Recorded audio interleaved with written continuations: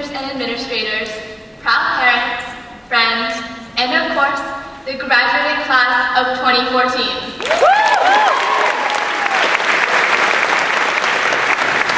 I'd like to begin by stating the obvious. We could not be here today without the overwhelming support of our community.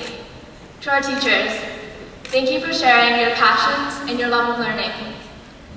Thank you to our families, and most of all, to our parents, for putting up with our antics and getting us to where we are today.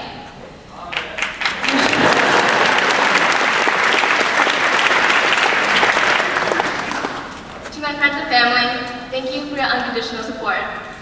Dad, congratulations on surviving not one, but 2 teenage girls. I will always value your support and your advice in my decisions. Mom, you are my rock. You are the best cheerleader, chauffeur, coat holder, and advisor I could have ever asked for. Ivy, you are more than my sister. You are a role model to ask when I have a question, a best friend to share a laugh with, and a person I aspire to be one day.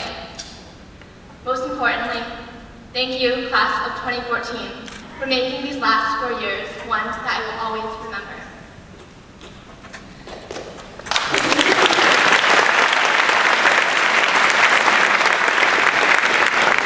I am so proud to be a part of East Greenwich's class of 2014. You are some of the most talented, intelligent, and compassionate people I know. We have authors, athletes, innovators, and entrepreneurs, and I have no doubt that you will all be extremely successful. Carolyn, when you're president one day, make sure to stop by. Brett and Andrew, don't forget about us when you're dynamic duo in the NFL. Anthony, when you speak 50 different languages, maybe you can help translate this speech for my grandma. Hi, Papa. Kayla, you can bet that I'll be the first one in line for your book signings. There are no bounds to our success in the future, and whether leaving it all on the field, volunteering on a mission trip, or getting excited about learning something new, you all continually astound and inspire me. Starting from freshman year, the school has always had something to teach me, both inside and outside of the classroom. I would like to share with all of you a few of the lessons I've learned from being a part of East Greenwich's class of 2014. Lesson 1, pick up your feet. I learned this summer of my freshman year. Over the summer, I decided to try out for the girls' tennis team at the high school.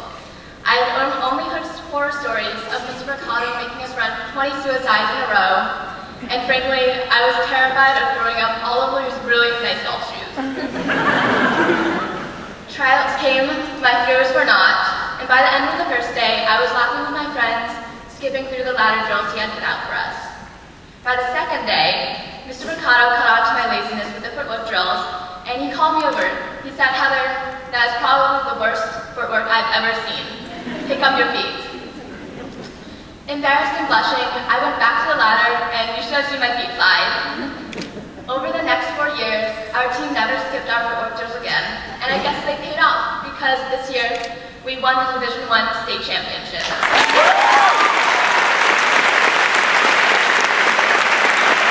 From this.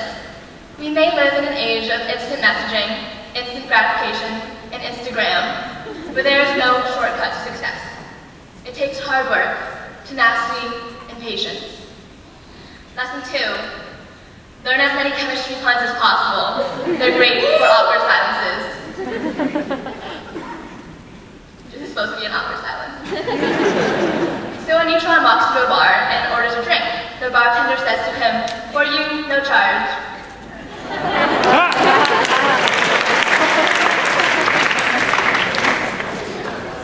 I came across this lesson during junior year in AP Chemistry with Ms. Naki. I'm sure that anyone who has ever taken this class will tell you that it's simultaneously one of the most difficult but most fun classes that East Greenwich has to offer. Between learning about electron behavior during oxidation reduction reactions, and the difference between an alkane, alkene, and alkyne, my class laughed and joked, read poems about cats, and talked about Iron Man. I learned from this class 2 things. The first was a lesson about chemistry puns, and the second about stress and keeping everything in perspective. When life gets stressful, as it undoubtedly will, force yourself to smile. Learn to laugh at the corny, silly, nerdy things. Be as incredibly, or maybe even as delusionally, positive as possible. In the end, I remember and value most the jokes and stories from that class, not just the chemical equations I learned to balance. It can be a very cynical, stressful place out there in the real world. And that stress can eat at your energy and your potential. And to fight it, you should smile with every atom in your body. Smile first thing in the morning. Smile with your eyes, your face, your heart, at every non-living and living thing that you see. Lesson 3, #Shedding it. I joined East Greenwich High School Orchestra this year, and something Mr. Carnio coined was the phrase, "shedding it." Apparently it means either rushing in an orchestra piece or being awesome. I'm pretty sure it means the latter. Whenever I would increase the tempo by too much, Mr. Carnio would just say, #shedding it until I slow down. And while I still don't completely understand the phrase, I'm beginning to understand that fast and furious is not always the best. Instead, take a moment. Pause. Pausing allows you to take a beat, to take a breath in your life. As everybody else is rushing around you, I dare you to do the opposite. Pause and take the time to find out what's important to you. Find out what you love, what's real and true to you, so it can infuse and inform your work and make it your own. Pause and check in with yourself and spend a moment there. Pause and think of what you want before you go gallivanting to find it. When you're busy running through life, dare I say, shedding it, you'll 1, miss out on my fabulous speech, and 2, miss out on your favorite moments. You would miss out on the funny faces Chase Buckley and Becky Chef make during orchestra class. You would miss out on singing loudly and badly with Sarah Baker, although most people would probably prefer that. You would miss out on Courtney Kalk's great bear hugs, and you would miss out on the sprouting daffodils on Avenger Drive. I am by no means advocating that you should go through life slowly and aimlessly. I think it's great to make goals and think about your future. Just don't live there.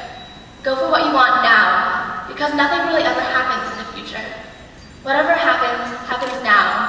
So live your life where the action is. Last one, lesson 4. This is from the poem If by Kipling. Maybe you remember it from freshman English.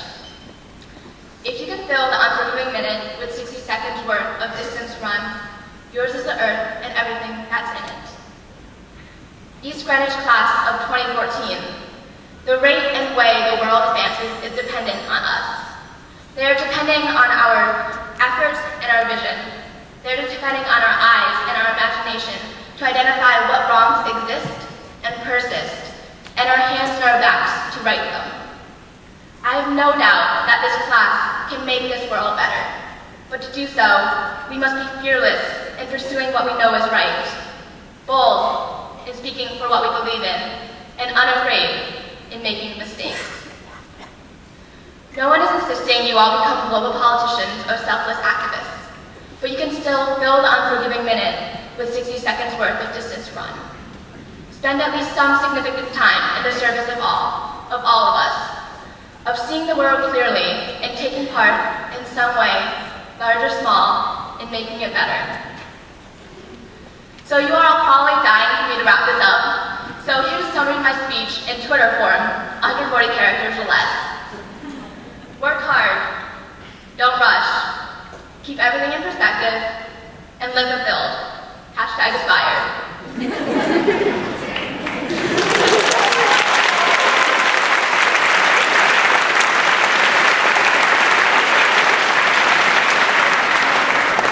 As you prepare to take our first steps into the real world, I know that East Greenwich High School has prepared us all to step into the world fiercely and fearlessly.